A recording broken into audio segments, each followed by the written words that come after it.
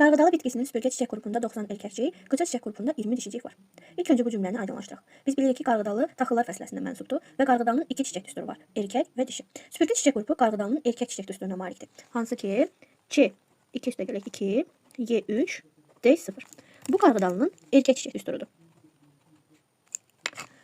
Və qıça çiçək qrupunda 20 dişicik olar deyir. Qıça isə dişi çiçək düsturudur.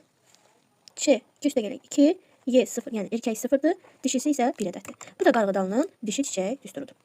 Bizdən indi bu bitkinin hər iki çiçək qrupunda çiçəklərin sayının bərabər olduğunu söyləmək olarmı deyir. Tək-tək bu məsələni həll edəcəyik. Birinci süpürgə çiçək qrupunda 90 erkəkcik var deyir, yəni erkək çiçək düsturundan gedəcəyik. Deməli, bu çiçək düsturu bir çiçək üçün nəzərdə tutulub. İndi baxaq görək, bir çiçəyində 3 erkəkcik varsa, onun neçə çiçəyində 90 erkəkcik olacaq? Tənasibimizi qururuq. Bir çiçəyində 3 erkəkcik. Bizdə də şərtdə verib ki, 90 erkəkcik var. Görək 90 erkəkcik onun neçə çiçəyində var? Buradan x-i alırıq 30. Deməli 30 çiçəyində olub.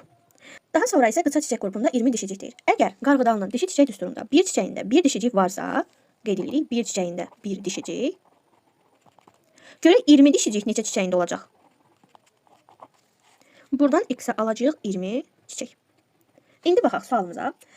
Bu bitkinin hər iki çiçək qrupunda çiçəklərin sayının bərabər olduğunu söyləmək olarmı? Xeyr. Niyə görə olmaz? Çünki süpürgə çiçək qrupunda, yəni erkəyə məxsus 30 çiçək var. Dişi çiçək qrupunda isə 20 çiçək var. Yəni buradan da belə aydın olur ki, olmaz. Çünki onun süpürgə çiçək qrupunda 30, qıça çiçək qrupunda isə 20 çiçəyi var. Yəni onların çiçəklərinin sayı bərabər deyil.